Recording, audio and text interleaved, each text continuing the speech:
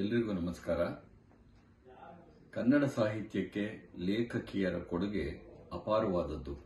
ಕನ್ನಡ ಸಾಹಿತ್ಯದಲ್ಲಿ ಬಂದಿರುವಂತಹ ನವೋದಯ ಸಾಹಿತ್ಯ, ನವ್ಯ ಸಾಹಿತ್ಯ, ಪ್ರಗತಿಶೀಲ ಸಾಹಿತ್ಯ, ದಲಿತ ಬಂಡಾಯ ಸಾಹಿತ್ಯ, ಈ ಎಲ್ಲ ಕಾಲಘಟ್ಟಗಳಲ್ಲೂ ಮಹಿಳೆಯರು ತಮ್ಮದೇ ಆದಂಥ ರೀತಿಯಲ್ಲಿ ಸ್ಪಂದಿಸಿ ತಮ್ಮ ಅನುಭವಗಳನ್ನು ಅಭಿವ್ಯಕ್ತಿ ಮಾಡಿ ಕನ್ನಡ ಸಾಹಿತ್ಯವನ್ನು ಸಮೃದ್ಧಗೊಳಿಸಿದ್ದಾರೆ ಅಂತ ಹೇಳೋದಕ್ಕೆ ನನಗೆ ಹೆಮ್ಮೆ ಆಗುತ್ತೆ. ಆರಂಭದ ದಿನಗಳಲ್ಲಿ ವಿಶೇಷವಾಗಿ ಕಥನ ಸಾಹಿತ್ಯದಲ್ಲಿ ತೊಡಗಿಸಿಕೊಂಡಿದ್ರು ನಮ್ಮ ಲೇಖಕಿಯರು. ಕತೆ ಕಾದಂಬರಿಗಳನ್ನು ಹೆಚ್ಚು ಬರೆದರು. ಅವರು ಬರೆದ ಕಾದಂಬರಿಗಳ ಅನುಭವ ಇದೆಯಲ್ಲ, ಅದು ವಿಶೇಷವಾಗಿ ಕುಟುಂಬ ಕೇಂದ್ರಿತವಾಗಿತ್ತು. ಕೆಲವು ಸಾರಿ ಕುಟುಂಬ ಕೇಂದ್ರಿತವಾದಂತಹ ನೆಲೆಯನ್ನ ಮೀರಿ ಒಟ್ಟು ಸಮಾಜ ಕೇಂದ್ರಿತವಾದದ್ದು ಹೌದು. ಒಟ್ಟಾರೆ ನಮ್ಮ ಸಾಮಾಜಿಕ ಆರ್ಥಿಕ ಸಂರಚನೆಯಲ್ಲಿ ಪುರುಷ ಪ್ರಧಾನ ಸಮಾಜದ ಸಂದರ್ಭದಲ್ಲಿ ಪುರುಷನೇ ಎಲ್ಲ ಉತ್ಪಾದನೆಯ ನಿಯಂತ್ರಣವನ್ನು ಮಾಡಿದ್ರಿಂದ ಮಹಿಳೆಯರ ಅನುಭವ ಸೀಮಿತವಾದದ್ದಕ್ಕೆ ಮಹಿಳೆಯರ ಕಾರಣರಲ್ಲ, ಸಮಾಜ ಕಾರಣ, ನಮ್ಮ ಸಾಮಾಜಿಕ ಆರ್ಥಿಕ ನೀತಿಗಳ ಕಾರಣ ಆಗಿದ್ವು.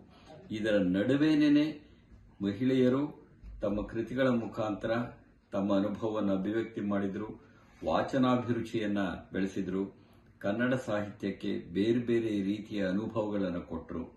ಇತ್ತೀಚಿನ ದಿನಗಳಲ್ಲಿ ಕಾದಂಬರಿ ಕಥೆಗಳನ್ನು ಮೀರಿ ಕಾವ್ಯದಲ್ಲಿ, ವಿಮರ್ಶೆಯಲ್ಲಿ, ಸಂಶೋಧನೆಯಲ್ಲಿ ಅವರು ತೊಡಗಿಸಿಕೊಂಡಿದ್ದಾರೆ. ಇಂಥ ಒಟ್ಟು ಲೇಖಕಿಯರ ಸಮುದಾಯಕ್ಕೆ ಒಂದು ಸಂಘಟನೆಯ ಅಗತ್ಯ ಇತ್ತು.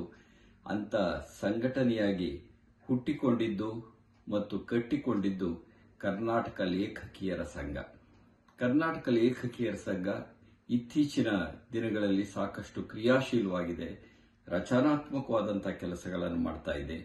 ಇದೇ ತಿಂಗಳು ಅಂದರೆ ಮಾರ್ಚ್ ತಿಂಗಳು 22 ಮತ್ತು 23ನೇ ತಾರೀಕು ಬೆಂಗಳೂರಿನಲ್ಲಿ ಅಖಿಲ ಕರ್ನಾಟಕ ಮಹಿಳಾ ಸಾಹಿತ್ಯ ಸಮ್ಮೇಳನವನ್ನು ಆಯೋಜಿಸಿದೆ. ಇದೊಂದು ಬಹುದೊಡ್ಡ ಹೆಜ್ಜೆ ಅಂತ ನಾನು ಭಾವಿಸಿಕೊಂಡಿದ್ದೇನೆ. ಬಹುದೊಡ್ಡ ರಚನಾತ್ಮಕವಾದಂತಹ ಹೆಜ್ಜೆನೂ ಹೌದು, ಉತ್ಸಾಹದ ಹೆಜ್ಜೆನೂ ಹೌದು. ಈ ಅಖಿಲ ಕರ್ನಾಟಕ ಮಹಿಳಾ ಸಾಹಿತ್ಯ ಸಮ್ಮೇಳನಕ್ಕೆ ದಯವಿಟ್ಟು ಎಲ್ಲರೂ ಬನ್ನಿ, ಭಾಗವಹಿಸೋದರ ಮುಖಾಂತರವಾಗಿ ಅದಕ್ಕೊಂದು ಅರ್ಥವನ್ನ ತುಂಬಿ ಅಂತ ಈ ಸಂದರ್ಭದಲ್ಲಿ ನಾನು ಕೇಳ್ಕೊಳ್ತೇನೆ ಮತ್ತು ಸಮ್ಮೇಳನ ಸಾಕಷ್ಟು ಯಶಸ್ವಿಯಾಗಲಿ ಅಂತ ಹಾರೈಸ್ತೇನೆ.